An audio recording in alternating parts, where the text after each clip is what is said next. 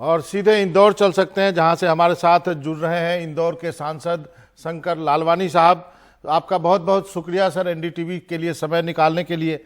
सबसे पहला सवाल मेरा वही है जो आम लोगों के जहन में भी है।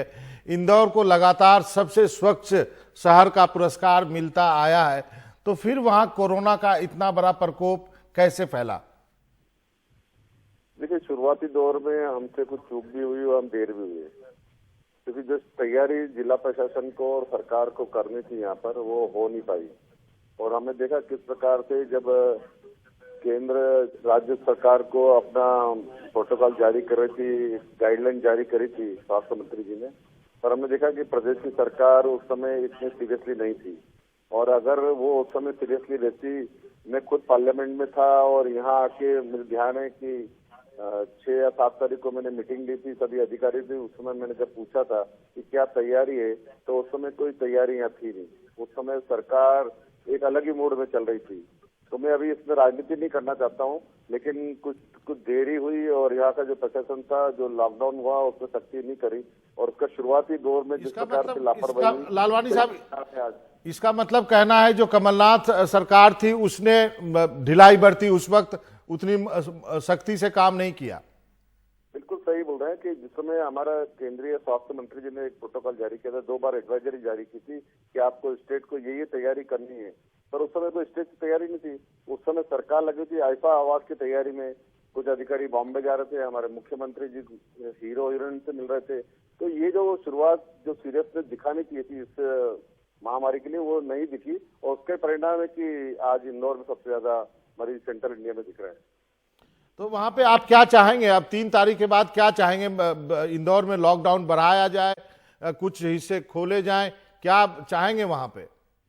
देखिए, अब धीरे धीरे पॉजिटिव का जो रेट है, जो पहले 30 से 33% जो हम टेस्ट ले रहे थे उसमें पॉजिटिव आ रहे थे, अब घट के 10% से कम आए। पर फिर भी ये चेन तोड़ना बहुत जरूरी है, और इस चेन तोड़ने के लिए लॉकडाउन आगे बढ़ाना बहुत आवश्यक है, क्योंकि हम रेड जोन में है। सिचुएशन पहले से बेटर हुई है, लेकिन उसको पूरी ठीक करने में, कंट्रोल करने में हमें और समय लगेगा। तो मुझे ऐसा लगता है कि लॉकडाउन आगे बढ़ाना चाहिए। लॉकडाउन आगे बढ़ाना चाहिए। लालवानी साहब, हम कुछ तस्वीरें दिखा रहे हैं जिसपे कि जो फ्रंट लाइन वर्कर हैं, जो स्वास्थ्य कर्मी वहां पे गए इंदौर में, उन पे हमला ही भी हुआ है। ये उस वक्त की बात है जब नया जो अध्यादेश नहीं आया था। उसके बारे में बताइए। देखिए, शुरुआती दौर में जहाँ पर हमें ये मरीज मिले थे, उस समय हमें उस क्षेत्र की गहन चेकिंग के लिए, स्क्रीनिंग के लिए हमने पूरी टीम भेजी थी। लेकिन जिस प्रकार हमने टीम भेजी और टीम ने जिस प्रकार वहाँ टीम के ऊपर, डॉक्टरों के ऊपर वहाँ हमला हुआ, खास करके कोई पर्टिकुलर धर्म के लोगों ने उसका में हमला किया, वो डर गए थे, या फिर उनको जो मैसेजेस था वो गलत था, लोगों ने उनको बरगलाया। तो डर के कारण उन्होंने वहाँ जो हमारे डॉक्टर गए, 2 लेडी डॉक्टर थी, उनको जिस प्रकार से पूरी टीम को पत्थर लगाए गए, और उसके कारण वहाँ का जो वातावरण हुआ वो खराब हुआ। लेकिन अब जिन्होंने पत्थर मारे से आज वही पॉजिटिव निकले, और वही उन डॉक्टरों की शरण में कि हमें ठीक कर दिया जाए। तो शुरुआती दौर जो रहा, वो कुछ शरारती तत्वों द्वारा, कुछ ऐसे एलिमेंट थे जिन्होंने माहौल को खराब किया और उस क्षेत्र में स्वास्थ्य कर्मियों को घुसने नहीं दिया। ये एक नहीं, 2 बार हुआ, हमारे पुलिस पे भी हमला हुआ। लेकिन उसके बाद हमने सख्ती की। उनको पहली बार हमने सलाखों के पीछे, वो जेल में है, और उनके खिलाफ कड़ी कार्रवाई भी की जा रही है, रातों के अंदर कार्रवाई की जा रही है, और मुझे लगता है वो जेल में ही रहेंगे। जो स्टूडेंट के मूवमेंट की बात हो रही है, अब ट्रेनें चलाई जा रही हैं, जो लोग फंसे हैं, चाहे बाकी लोग हो, मजदूर हो, वो भी आ रहे हैं, तो इंदौर में क्या आपके स्टूडेंट आ गए हैं? कोटा वगैरह में थे, वहां उसकी क्या स्थिति है? देखिए, जहाँ तक कोटा के स्टूडेंट है वो आ गए हैं, लेकिन बाहर से भी अभी, जैसे खास करके बेंगलोर और पूना, ये 2 ऐसे क्षेत्र हैं जहाँ इंदौर के बहुत सारे स्टूडेंट है, वो आना चाहते हैं। और इंदौर एक खुद ही एजुकेशन हब है, यहाँ से जो आसपास के छोटे क्षेत्र हैं वहाँ स्टूडेंट वो जाना चाहते हैं। तो मूवमेंट को लेके छात्रों की डिमांड है, और हम ये भी कोशिश करेंगे कि उन छात्रों को अपने अपने घर, यहाँ के छात्र चले जाएं, और जो वहाँ बॉम्बे और पूना से, बेंगलोर से आना चाहते हैं, उनको जरूर यहाँ आने दिया जाए, ये हम कोशिश करेंगे।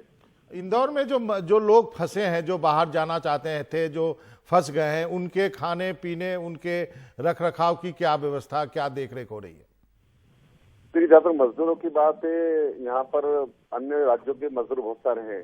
हाल ही में उत्तर प्रदेश सरकार ने ये कहा था कि जो मजदूर उत्तर प्रदेश के हैं वो हमें हम वापस ले जाना चाहते हैं, तो हम झांसी तक उनको पहुंचाने की व्यवस्था कर रहे हैं। उसकी लिस्टिंग हो गई है, उसके बस्तों की व्यवस्था चल रही है। गुजरात हम मध्य प्रदेश के जो मजदूर है वो उनको वापस हम ला रहे हैं, उसकी पूरी व्यवस्था चल रही है। तो ये बात सही है कि जो यहाँ के मजदूर वो अपने अपने राज्यों में जाना चाहते हैं, और जो मध्य प्रदेश के मजदूर रहना चाहते हैं वो मध्य प्रदेश में आना चाहते हैं, उसकी तैयारी चल रही है। कुछ राज्यों से बातचीत चल रही है, कुछ बसें मूवमेंट हुआ है, लेकिन अभी बाकी है मजदूरों का आना और जाना।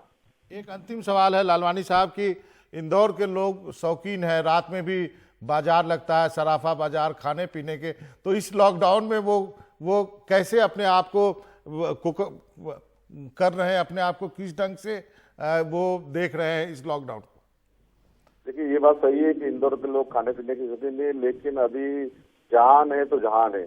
अगर हम इस चेन को तोड़ पाए, इस कोरोना रूपी महामारी को समाप्त कर पाए, तो फिर हमारा लंबा जो हमारे इंदौर का जो गौरवशाली इतिहास रहा है, यहाँ का सराफा है, 56 दुकानें, जो खाने की परंपरा है, वो वापस लाएंगे। लेकिन इस समय लोगों को जरूर लग रहा है कि हम बाहर निकले, लेकिन बाहर निकलेंगे तो फिर वही समस्या आएगी। इसलिए हम यही करेंगे कि असुविधा जरूर हो रही, परेशानी जरूर हो रही, लेकिन इस असुविधा परेशानी में आप सब अपने घरों में रहिए, ये निवेदन कर रहे हैं। और उनसे क्षमा मांगते हुए कह रहे हैं कि कुछ समय के लिए आप और समय हमें दीजिए घरों में रहकर। जी, शंकर लालवानी साहब, आपका बहुत बहुत शुक्रिया। बहुत ही खूबसूरत शहर है इंदौर, मुझे भी कई बार मौका लगा जाने का। इसको संभाल के रखिए, कोरोना से मुक्त हो जाइए, हम भी ऐसी कामना करते हैं।